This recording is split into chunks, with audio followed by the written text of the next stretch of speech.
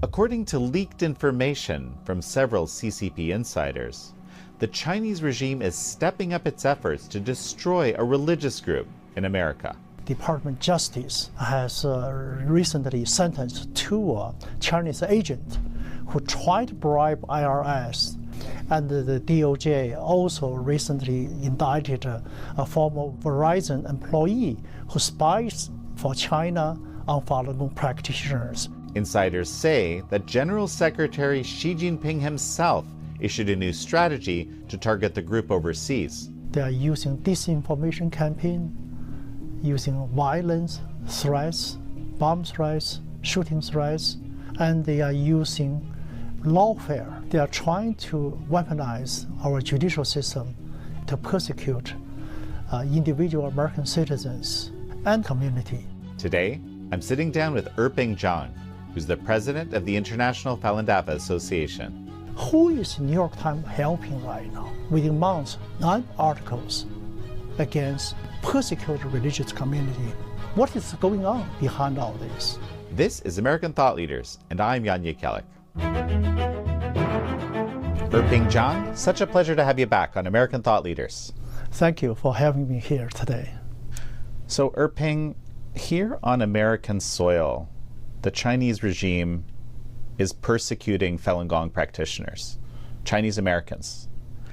And this thing has been escalated, as we understand, from reporting that we've done at Epoch Times. We've gotten some insider information from a dissident in Australia, and then corroborated with others, that Xi Jinping, the Chinese dictator himself, has elevated these efforts to the level of the Minister of State Security in China. But there's this focus here on Americans. What's going on? The Ministry of Public Security and Ministry of State Security, they have jointly appointed someone to be in charge of anti-Falun Gong in North America. Mm-hmm. So this persecution has really been exported overseas. Here in North America, we in New York City, they have the Chinese police station on American soil. Now they are using different ways to really persecute Falun Gong through lawfare. Foreign nationals using American law, judicial system to persecute American citizens, American companies. And then you have the disinformation campaign. The Chinese government using social media and the free media platform to defame Falun Gong here, and try to turn American society and the American government against this religious community. They really trying to co-opt the U.S. government to look into Falun Gong, and we have actually evidence of that, because Department of Justice has recently sentenced two Chinese agents who tried to bribe IRS to strip the tax exempt status of Shenyun Performing Arts, which is run by Falun Gong practitioners. And the DOJ also recently indicted a former Verizon employee who spies for China on Falun Gong practitioners here in the United States. And in terms of the lawfare, someone who lived in China for around 15 years in China with a Chinese wife, and came back to the United States and registered, so-called environmental group, and then start filing, complaints about the pollution of the Dragon Spring, which is the training ground for the Shenyun Performing Arts group, and the judges throw out the complaints multiple times, and finally throw out the case with prejudice, which means you cannot file the same complaint again. It's very peculiar. And they also resort to violence.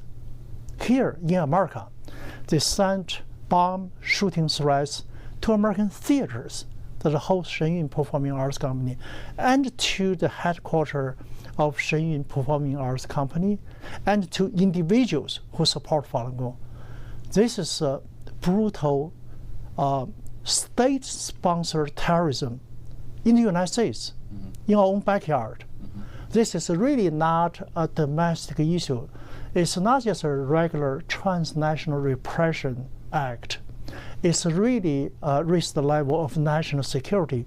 How can we allow a foreign government, making efforts to weaponize the American legal system and to prosecute American citizens and American companies? If we allow this to happen, they could do this to any American citizens or any American companies or entities they dislike.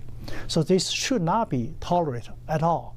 And these kind of efforts are from the top leader of Chinese Communist Party. So we've been tipped in the spring of 2024 that they have this scheme to eradicate the Falun Gong community worldwide, especially in the United States. This is why it's not coincidental to see all these these forms of persecution effort escalate, especially in recent months. It's very peculiar. While the CCP has this plan being implemented in North America, especially here in the United States, the New York Times within months published 9 articles against Falun Gong. It's a very peculiar time. I think our government should look into what is going on. And oddly, they use the same playbook the CCP has been using against Falun Gong. I remember in 1999, when Falun Gong was the first, encountered this persecution, Jiang Zemin, the CCP leader back then, called for 3 things. One is physically destroy Falun Gong, which means they'll imprison, torture the Falun Gong practitioners if they don't refuse to renounce their belief and faith, and kill them even. And the second thing, to financially exhaust the Falun Gong, which means if you're a Falun Gong practitioner, you refuse to give up your faith and belief and give up the practice, you lose your job. If you're a student, you lose your education. If you're a military person, you lose your service. You have no financial means to survive. And then the third thing is to tarnish the reputation of Falun Gong and to make up story, to lie about Falun Gong. And now we're seeing the New York Times not covering the horrific crime, the persecution of Falun Gong. They are repeating the rhetoric, the same playbook that being used by the CCP.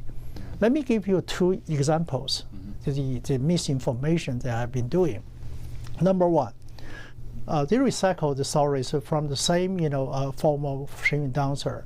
Some of these people have ties with China, Communist China, and it's not being disclosed. Why New York Times is not recognizing and disclose some of the people they interviewed have ties with China? Right, like quite deep ties. That's an obvious a conflict of interest. Right. That's a conflict of interest. And people, I have friends who ask, where's the journalist's integrity? How can you publish on the same people who have undisclosed ties with China and then use their words against? If you're a serious paper, for decades, it's, people take New York Times as a credible, media outlets. But this is a really raising question to everyone with good conscience. How can this happen? Secondly, on the false organ harvesting that I just discussed, the New York Times article chose to quote someone who is not a medical professional, who worked at the China Center at Yale Law School, which was funded by the co-founder of Alibaba, and who claimed there was no systematic false organ harvesting, and the false organ harvesting stopped. At the same time, the New York Times former reporter, Kirsten Tatlow, who was based in Beijing, who speaks fluent Mandarin Chinese, who had meetings with Chinese surgeons, and who knew there was false organ harvesting from prisoner of conscience, who was trying to dig more on this topic, and she was under pressure not to do it. And she wrote a testimonial affidavit for China Tribunal. It was chaired by Sir Jeffrey Nice, who is King's Counsel and the former prosecutor for former head of Yugoslavia at ICC. And he chaired this China Tribunal, which funds large scale of false organ harvesting against Falun Gong practitioner. And also there are peer-reviewed medical journal articles about the false organ harvesting in China.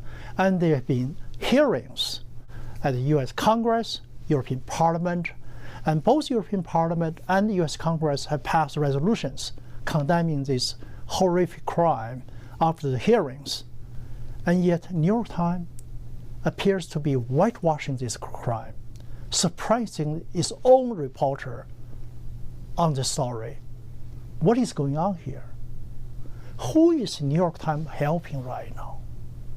Within months, 9 articles against a persecuted religious community in the United States. And it's raised questions about the motivation and about what is going on behind all this. Is there something else we don't know? So it really raises a lot of questions. I want to touch a little bit on this conflict. I was reviewing some of the material. It's kind of astonishing that this dancer in Taiwan that launched this recent lawsuit against Shen Yun, for some years after she left the company, she had incredibly positive relations with her former professor. She was recruiting Shen Yun dance. She was recommending dancers from her school to join Shen Yun. She got married, things changed, and she affiliated with the Beijing Dance Academy, which is frankly the only competition really to Shen Yun in the world, right? And affiliated with the Chinese government. And suddenly she's, launching lawsuits. I mean, you would think that would be part of the story at least, right? But the thing with the New York Times, and I have to rant a little bit here for a moment. Like you said, there's this, crimes against humanity level, if not genocide, persecution happening against a massive group of people in China. The other side of it, it's one of the biggest, if not the biggest, active civil disobedience movement in the world that's happening as we speak. And somehow, in 9 articles across 5 months, the New York Times misses that part of the story and focuses just on this. I mean, that in itself to me seems kind of revealing. This country was founded by a founding father, for freedom of conscience, freedom of religion, freedom of expression. And now our basic rights are being violated, infringed upon by the foreign state actor, Chinese Communist Party. And we should not allow this to happen in the United States, to weaponize, the media, free media platform, and also the legal system, and how can we allow violent threats to occur in this country? We need to stand up and stop this. We need to investigate and prosecute the people who are behind this. We need to find out what is really going on here.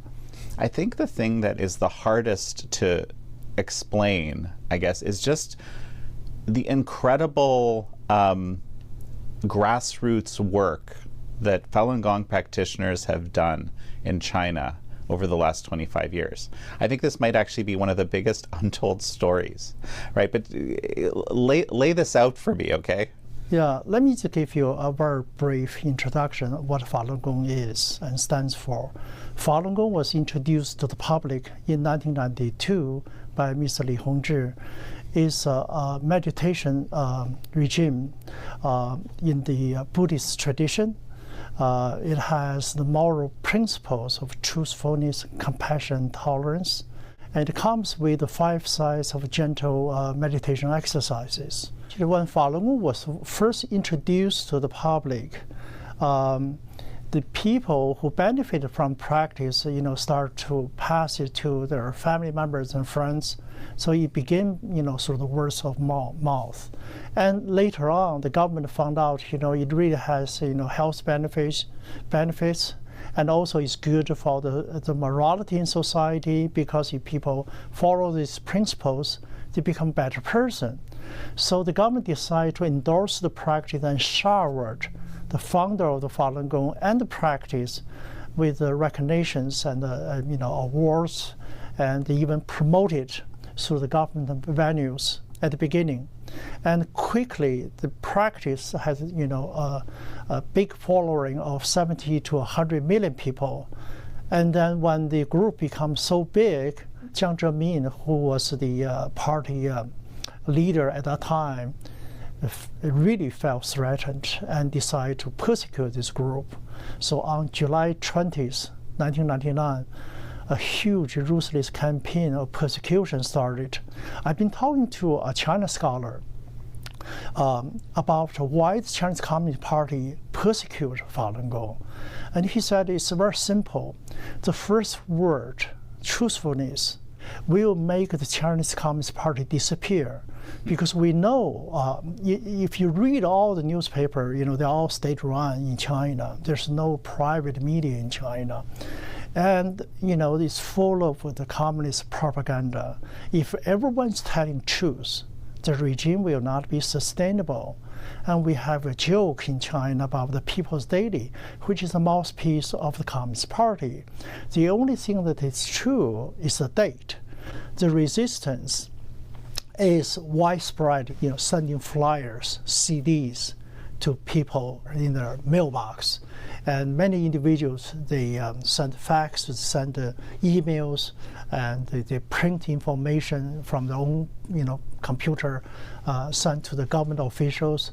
And some of the public security bureau chiefs, they were so scared because when they receive emails and phone calls, sometimes from American Falun Gong practitioners, in Europe, and from Taiwan, from everywhere, they got so scared. They said, wow, how did you know my name and my phone number? I don't want to get involved in the persecution. Please take my name off your calling list, because they keep getting calling and say, you shouldn't get involved in sending this person to jail. You shouldn't do this.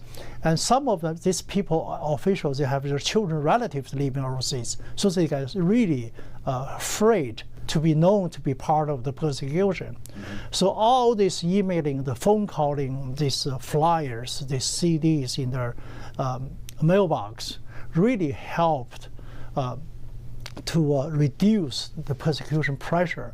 Falun Gong practitioners are known to invented two famous software, anti-censorship software. One is called FreeGate.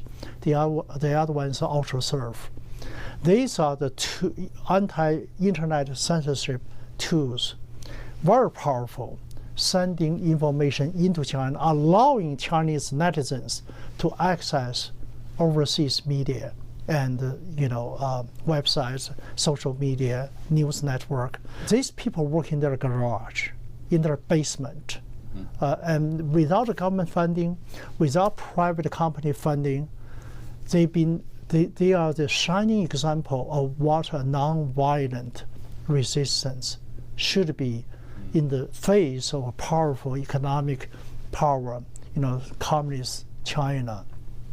And they are doing this persistently over the past 25 years.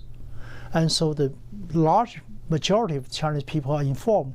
So it's against the party's interest now. They know it's unpopular. When they see the villagers sending in, from different provinces, sending in with the fingerprint public letters. Yeah, kind of like a signature. That's yes, right. Yeah. Yes. The fingerprint signature. Yeah, the public appeal letters to the government officials. You should not do this to our fellow Chinese citizens. So this is very powerful.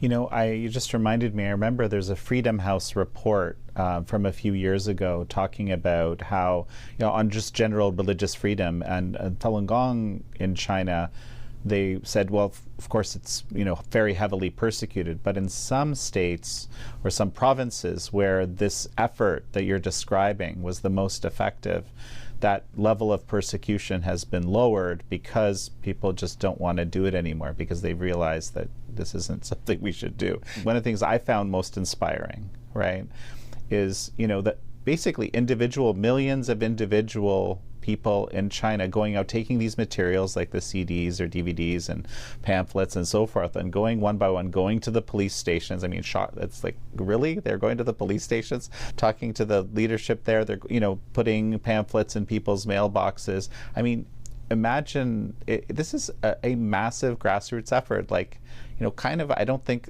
anything like this has been seen before, right?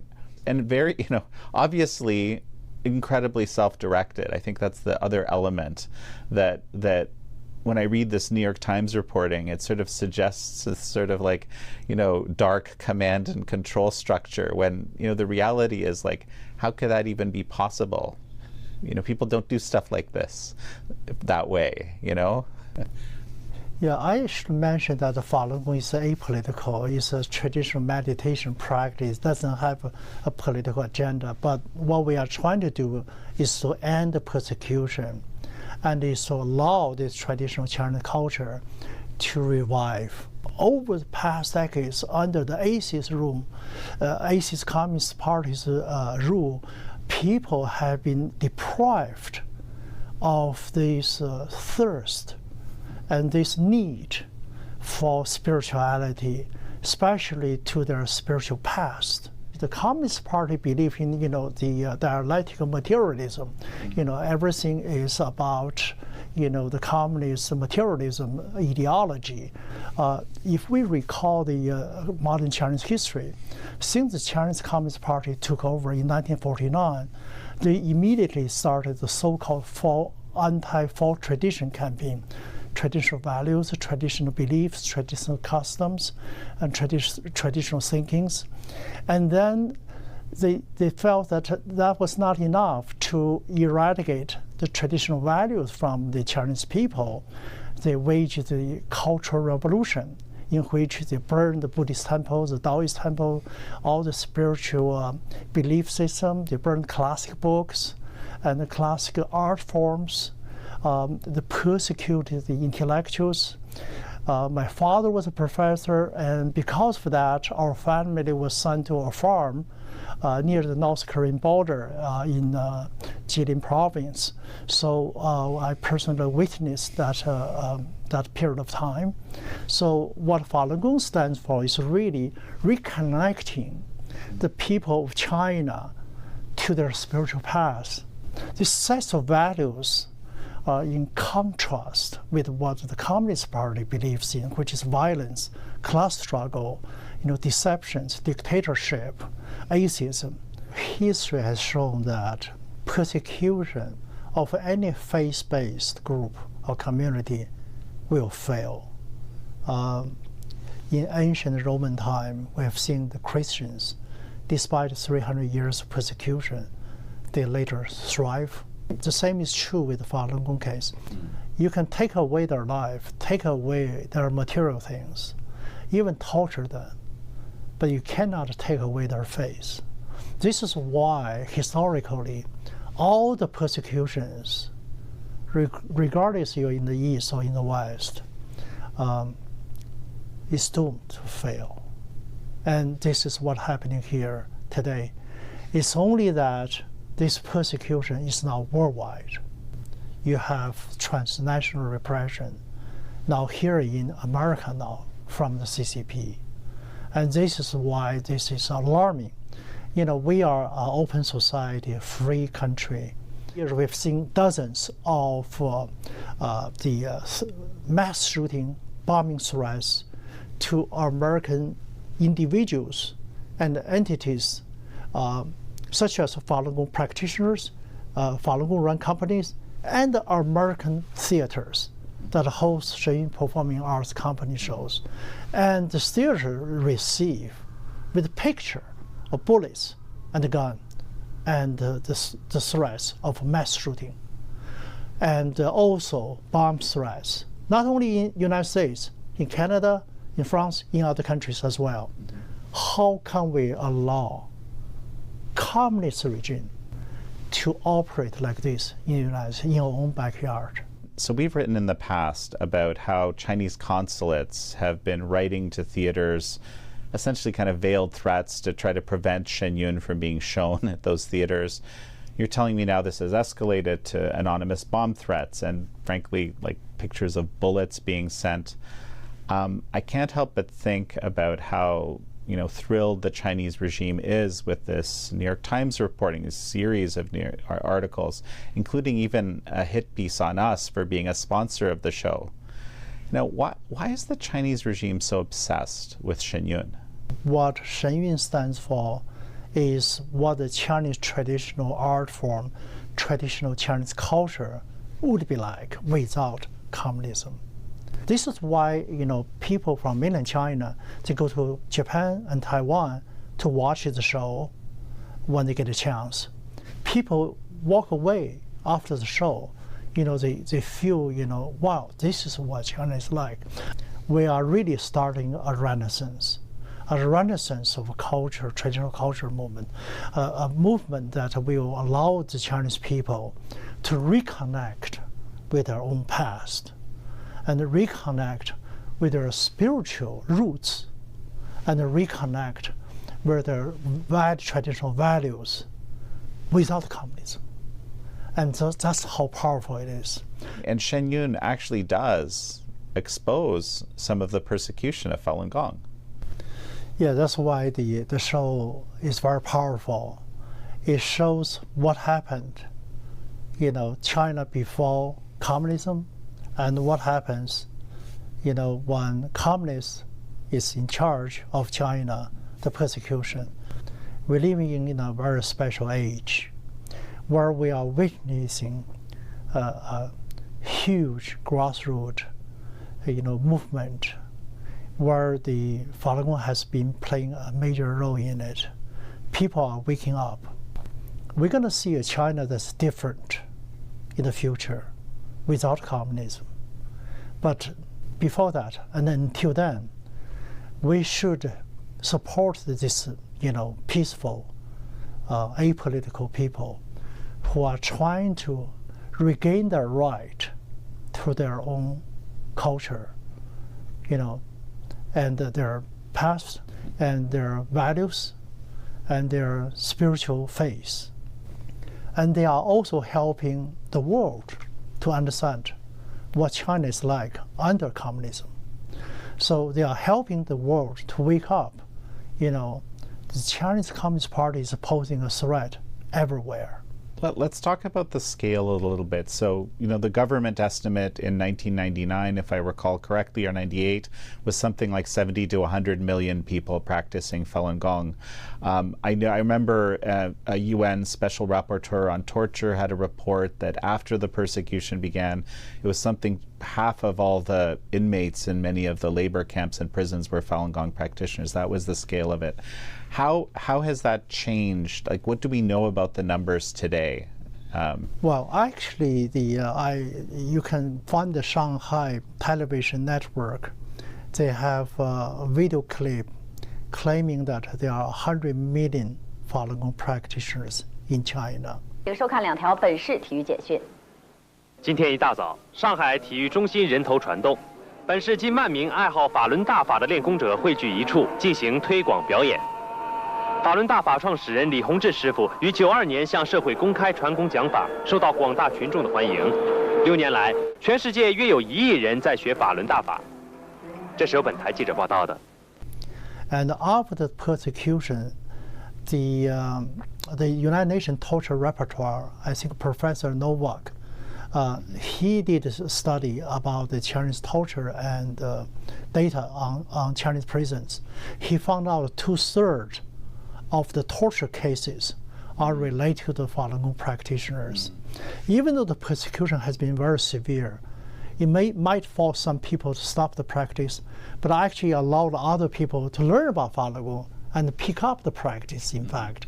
I've met many young Chinese Falun Gong practitioners, some of them, the Gen Z population. We are now seeing a huge following of Falun Gong practitioners from different countries. Now it's being practiced in over 100 countries, and the teachings have been translated into 40 languages. It's all free on the website. And the Chinese government, including the New York Times, try to insinuate that the founder, is profiting from this. The truth couldn't be further from that. The founder of Falun Gong, Mr. Li Hongzhi, actually, is giving this teaching for free to the public.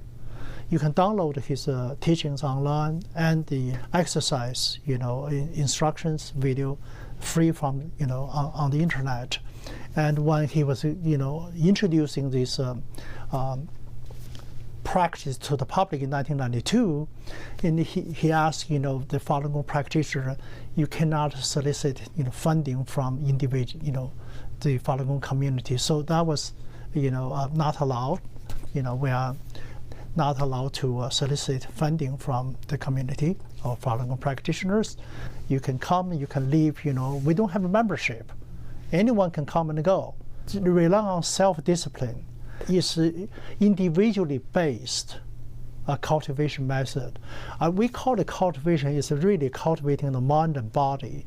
You've cultivated your mind by adhering to the principle of truthfulness, compassion, tolerance.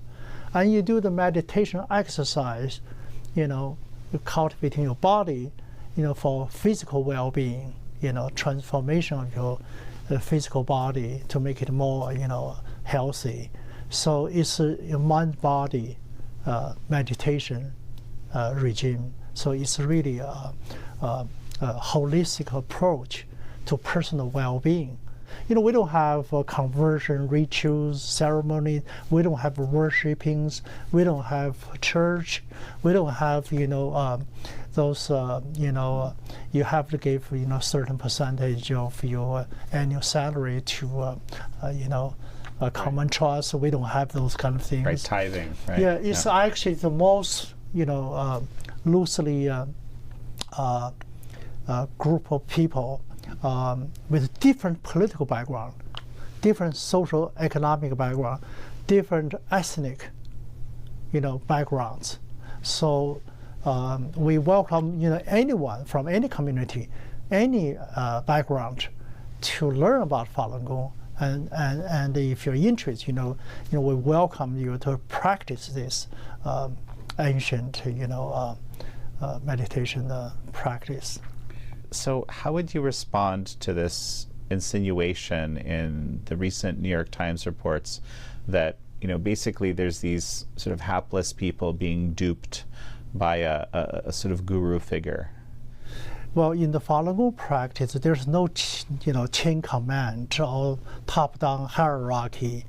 Instead, everyone is responsible, for his own action, and everyone try to adhere to the principle of truthfulness, compassion, tolerance. And many people who benefit from the practice, they volunteer their time, they make personal contribution to, all the different causes and projects in the face of brutal persecution. Many people started their own projects, like anti-censorship technology project, like Epoch Time, like quitting CCP movement.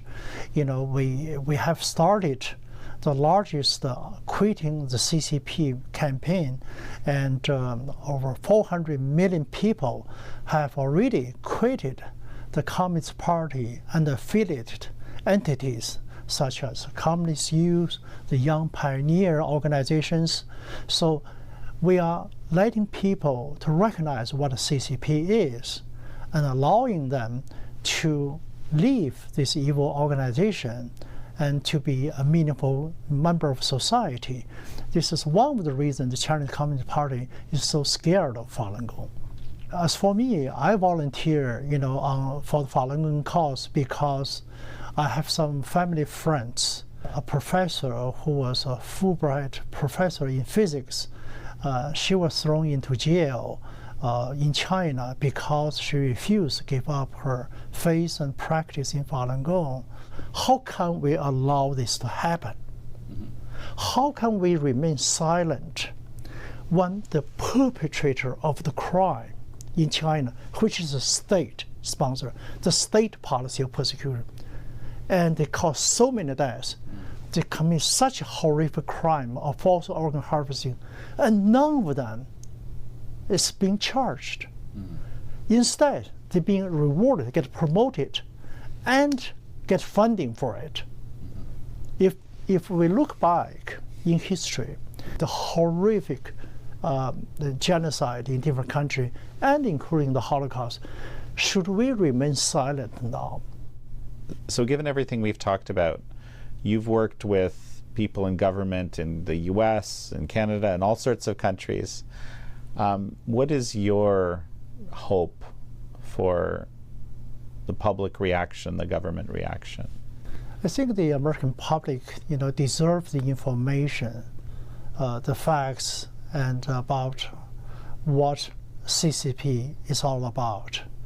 And that's why we are trying to reach out to the international community, including governments around the world, and tell them about the persecution, and tell them about what's going on with the CCP's intention to eradicate Falun Gong overseas, especially here in the United States.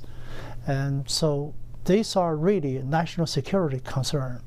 And we are seeing a state actor, in this case CCP, is behind the state-sponsored terrorism in our own backyard. So I'm hoping that our government will take all this seriously and look into it and stop such terrorist acts on the U.S. soil. Well, Erping Zhang, it's such a pleasure to have had you on. Thank you very much for having me here. Thank you all for joining Erping Zhang and me on this episode of American Thought Leaders. I'm your host, Yanya Kellick.